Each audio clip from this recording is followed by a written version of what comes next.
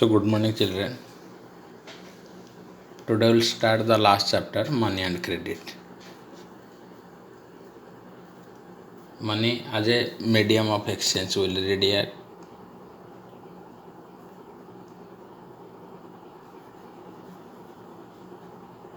Medium of exchange. We'll discuss about historical background of money here. आजकल हम जानते हैं बिना मनी में और जो मनी की इम्पोर्टेंस है, करेंसी की इम्पोर्टेंस हम बहुत जानते हैं. इसके बिना all economic transaction will not be possible. आप सोच सकते हैं अगर मनी नहीं होता, करेंसी नहीं होता, हम अपना प्रोड्यूस को कैसे मार्केट में सेल कर लेते हैं. हमारी जो ज़रूरत होता है, हमारी जो ज़रूरत है, जो रिक्वायरमेंट है, आप बताओ हम कैसे पूरी कर पाते हैं. ये जो काम होता है, हम अपना प्रोड्यूस, अपना सेवा को बेच सकते और एक यूनिट के हिसाब से हमें मिल जाता है. वो यूनिट होता है मनी या करेंसी. मान लो कि आप एक डॉक्टर हो तो आपकी जो सर्विस की यूनिट, आपकी जो रेट है, you are getting in form of money. आप सोचा अगर मनी नहीं होता तो आपको आना चाहिए. आप क्या ऐसे करते कि किसान के पास जाके सेवा प्रोवाइड कर लेते हैं. आपको स्कूल चाहिए, आपको स्कूल में जाना पड़ता था. Being a doctor you have to go to school and you have to render the service. It was a not possible. Books में बढ़िया एग्जाम्पल भी दिया है आपकी कि जो एक शूज प्रोड्यूस कर रहा है, SHOE शूज, लेकिन बेटा उसी को अनाज चाहिए, फूड ग्रेन चाहिए, व्हीट चाहिए. ये एग्जाम्पल दे रखा है. और ये शूज जो प्रोड्यूस कर रहे हैं वो जाके ऐसे किसान के साथ बात करना चाहिए जो किसान को कि शूज चाहिए, जूता चाहिए उसी प्रोड्यूसर की. तो डोर टू डोर आप सोचो तो कितना दिन वो घूमेगा और कितने किसान के पास जाएगा और पूछेगा कि भाई आपको शूज चाहिए. ये एक डिफ़िकल्ट स्टडियस काम भी है. How many days he will visit door to door and ask whether they need his produce और नॉट. अगर ऐसे किसान मिल जाता है कि जिसको शूज चाहिए, then he can exchange his goods and services. ये शूज देगा और वहाँ से अनाज लेके आ जाता है. अगर ऐसे नहीं मिला फिर नेक्स्ट डे ढूंढना पड़ेगा, काम बंद होगा. तो so many problems are there. और ये जो शूज़ वाले एक किसान को मिलना है, ये तो होता है कोइंसिडेंस.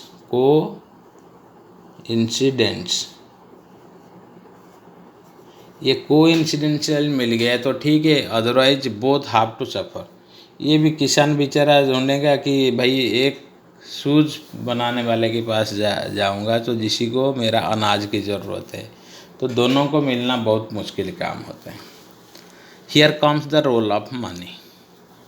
ये दोनों के बीच में मीडियम ऑफ एक्सचेंज, मीडिएटर की काम करता है मनी. ये क्या है, शूज़ प्रोड्यूस करना काम है उसका. वो डेली बैठ के शूज़ बना देता है, स्टिचिंग करता है, पेस्ट कर देता है और मार्केट में सेल कर देता है इसको. इसी को जो रेमुनरेशन, इसकी जो रिवार्ड है, इसकी लेबरर की जो कॉस्ट है, मिल गया इन फॉर्म ऑफ मनी.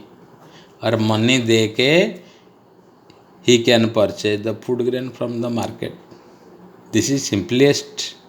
यहाँ पे रोल ऑफ मनी के हम देखते हैं how money has simplified our day to day life. और ये चैप्टर हमें यहीं पढ़ेंगे.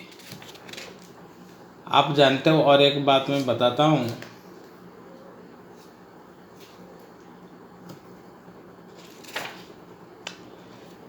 earlier time the goods and services were exchanged in form of goods. और इसको कहा जाता था बार्टर सिस्टम. मैं शूज़ प्रोड्यूस कर रहा हूँ तो किसान के पास जाऊँगा, हम एक्सचेंज कर लेते हैं. Shoes should be exchanged in form of the wheat. और wheat should be exchange in form of shoes.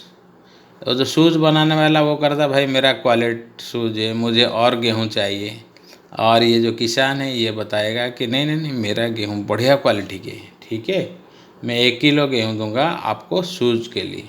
Shoes वाला कहता है इतना मेहनत मैंने किया भाई, मेरा शूज़ दूंगा मुझे जहाँ पे 20 किलो गेहूँ मुझे मिल सकता है। ये प्रॉब्लम को कैसे सॉल्व कर सकते हो? This was a very difficult task, you know, but in earlier time it happens. earlier time where there was no money, exchange नहीं हो पा रहा था, that system was barter system। और धीरे धीरे ये बार्टर सिस्टम हट गया and goods and services were exchange. कुछ चीज़ कुछ सेवा को माना गया कि भाई ये हमारी मुद्रा है। कैसे? जैसे एनिमल है, पुराना ज़माने में बेटे जो जिसका ज़्यादा एनिमल था ना उसको धनी माना जाता था। और गुड्स सर्विसेज क्रॉप्स, आपके पास जितना चावल है जितना गेहूँ होता है that was accepted as the medium of exchange. अभी भी बहुत सारे गांव में है, लोग वहाँ भी पैसा नहीं अनाज लेके दुकान में जाते हैं और वही एक्सचेंज करके लेके आते हैं। वहाँ पे मनी की ज़रूरत नहीं। रूरल एरिया में घर से बच्चे चोरी करके ले जाते, चावल लेते, मूंग ले लेते और दुकान में जाके उनकी जो रिक्वायरमेंट है नमकीन लेके आएंगे या टॉफ़ी लेके आएंगे। वही चल रहा है, सेम थिंग आज तक भी चल रहा है। But modern cities mostly grains की नहीं है, everything exchange in form of money. अगर हिस्टोरिकल पॉइंट हम देखेंगे, अभी तो हम पढ़ ले गुड्स वेयर एक्सचेंज और एनिमल क्रॉप्स। इसके बाद बेटे काउडी होता है जो समुद्र से सेल होता था, सेल्स काउडी, इसको करेंसी के हिसाब से माना गया। इसके बाद मेटल कॉइन्स आ गया, बहुत सारे मेटल का आप हिस्टोरिकल देखोगे, गुप्ता डायनेस्टी के अलग कॉइन है, तुगलक डायनेस्टी की वो अलग है, अकबर मुगल एम्पायर में वो आगे वो पूरा कॉइन को चेंज कर दिए। और मॉडर्न कॉइन जो सिक्के आप तो देखते हो 1 रुपया 2 रुपया 5 रुपया so and so. This is known of the currency. आज हम देखेंगे what are different forms of modern currency, different forms of modern currency. Modern currency में आपकी आता है पेपर करेंसी या पेपर नोट्स एंड कॉइन्स। इसमें दोनों में गवर्नमेंट की रिकग्निशन होता है, गवर्नमेंट की सपोर्ट होता है, गवर्नमेंट प्रोमिज करता है कि ये जो पेपर की इसका प्लेस वैल्यू नहीं, इसका जो ओरिजिनल वैल्यू होता है that is promised made by government. तो देश में, हर देश में उसी को एक्सेप्ट करते हैं, वो कॉइन हो या पेपर नोट हो। और आजकल भी हमें अलग अलग प्रकार की करेंसी देखते हैं। एक ये होता है पेपर, सीधा आप कैश रखते हैं, पैसा रखते हैं। दूसरा रखते हैं बेटे डिपॉजिट्स, ये 2 नंबर है। आपकी सरप्लस जो इनकम है, प्रोड्यूस है, आप क्या करते हैं मोस्टली बैंक में डिपॉजिट रख देते हो, ज़रूरत पड़ने पर आप ला सकते हो। First thing your money is save and secondly you can utilise what whenever you required.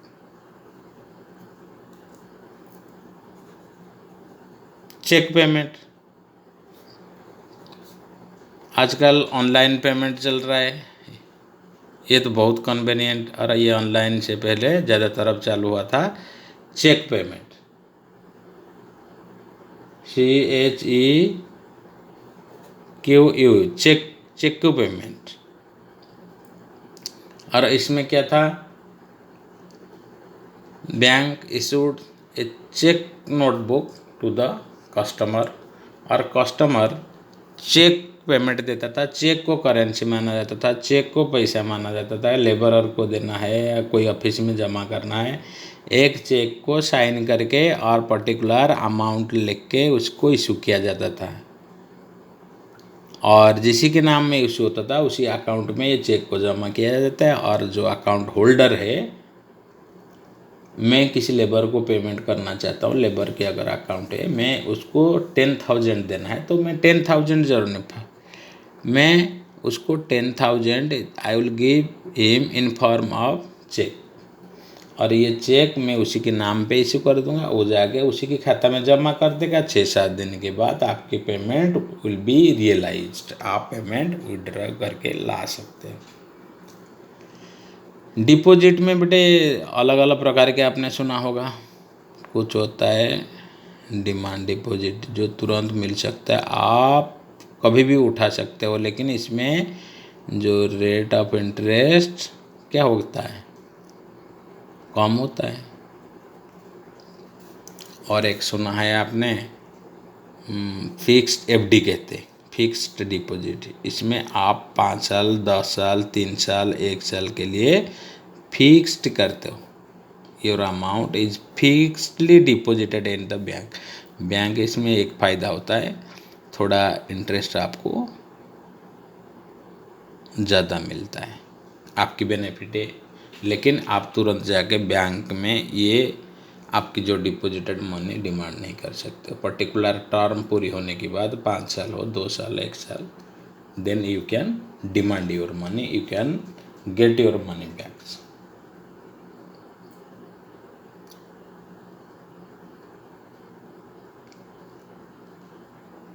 So these are the different forms of currency. Paper notes, coin 2, deposits 3, और आजकल तो आ रहे एटीएम भी आप कह सकते हैं, इसको प्लास्टिक करेंसी कहते हैं।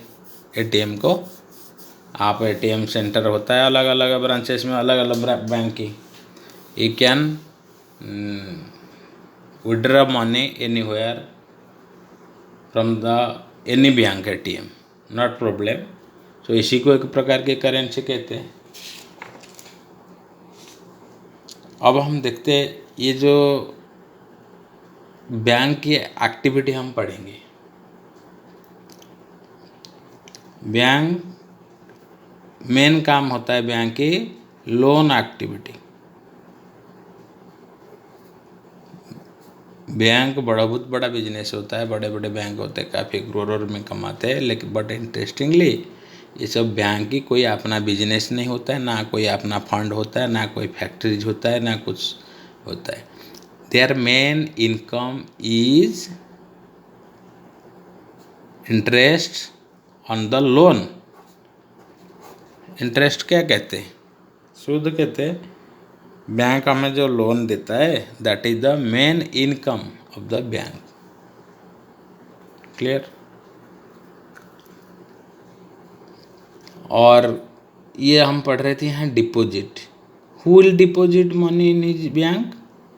People those who have surplus, sufficient surplus money, they can deposit for safety and interest in the bank।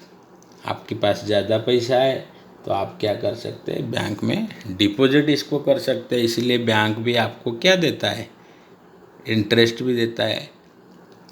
आप सोचे होंगे अगर इंटरेस्ट देता है और इंटरेस्ट लेता है तो फायदा क्या है? That is the main source of income की इंटरेस्ट के डिफरेंस। एक बात मैं बताता हूँ, आप 10,000 जमा करते हो ईयरली, और 10,000 में बैंक आपको कितना देता है, 100 रुपीज़ देता है। ये 10,000 को कुछ पैसा बैंक अपने पास में रख देगा, और बाकी पैसा को लोन देता है। मान लो कि आपकी पैसा को पूरी किसी को लोन दे देता है बैंक, तो 100 की जगह मैं एग्जांपल बता रहा हूँ, not exact amount, bank will charge 200 amount. मैं 10,000 लेने के लिए बैंक पहुँचता है लोन लेकर, या and bank will made a agreement to pay 200 as interest per year. आप इसमें देख सकते हो 100 रुपीज़ बैलेंस है, तो ये balance that is the income of bank. So अभी हम देखेंगे ये जो लोन एक्टिविटी, क्रेडिट एक्टिविटी, इसका बेटे टू डिफरेंट सिचुएशन। ये जो लोन है टू क्रेडिट सिचुएशन, क्रेडिट मतलब लोन, क्रेडिट मतलब लोन, टू क्रेडिट सिचुएशन। ये हमें इकोनॉमिक्स पढ़ रहे हैं, इसलिए भाई नुकसान क्या फ़ायदा क्या ये पढ़ना ज़रूरी है। अब हम क्रेडिट मतलब लोन, लोन की दो सिचुएशन पढ़ेंगे। एक सिचुएशन जहाँ पे आदमी को प्रॉफिट होता है, सेकेंड सिचुएशन हम पढ़ेंगे जहाँ पे आदमी को लॉस होता है, ये लोन बर्बाद कर देता है लोन आदमी को। और एक होता है ऐसे कंडीशन आदमी को ऊपर भी उठा देता है। ये प्रॉफिट कैसे देखते हैं? इन ए फेस्टिव सीजन,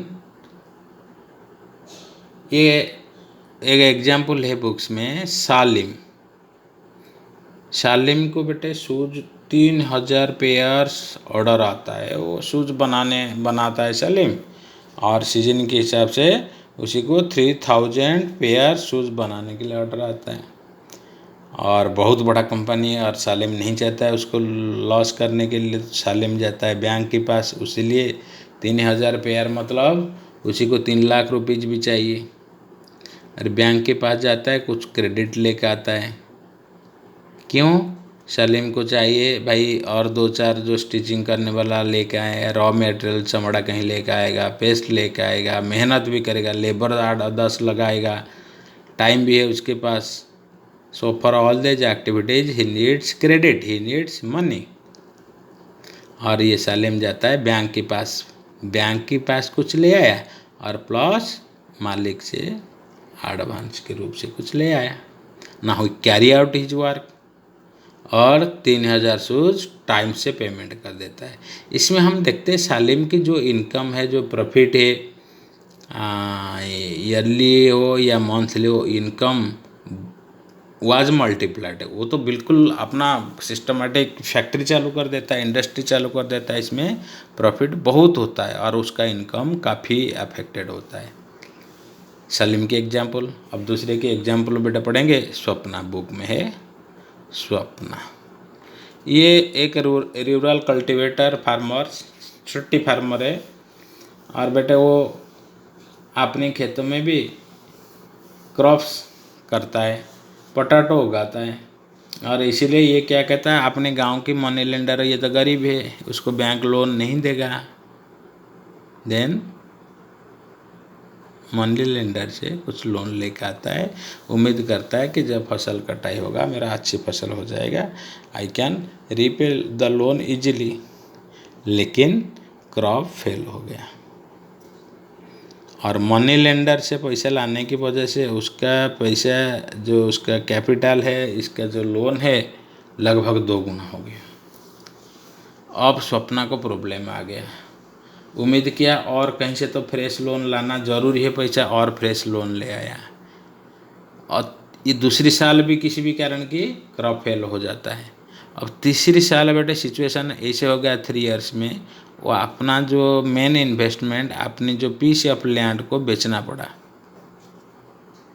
और बेच के ये कर्जा जो लोन इसको रीपे किया। ऐसे भी स्थिति आता है, इसी को कहते हैं डेब्ट trap.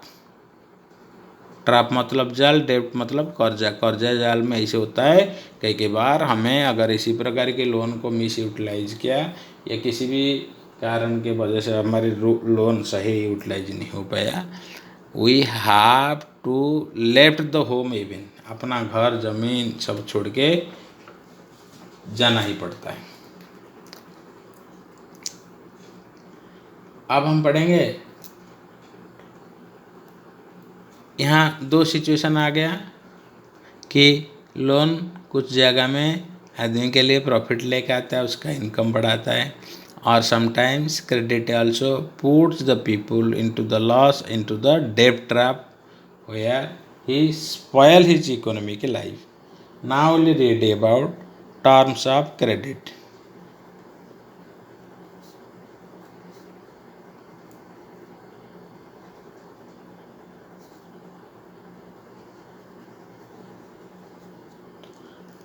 Terms of credit, terms हम जानते हैं, टर्म्स एग्जैक्ट मीनिंग होता है टर्म्स कंडीशन। हम कहते हैं भाई देखिए ये मैं आपको ये बुक्स दे देता हूँ और ये मेरा टर्म्स कंडीशन है, तो after 5 days you have to positively return to books to me, this is my terms condition. या मैं आपको टर्म कंडीशन रखा कि आपकी किताब में मुझे 20 रुपीज़ देना है।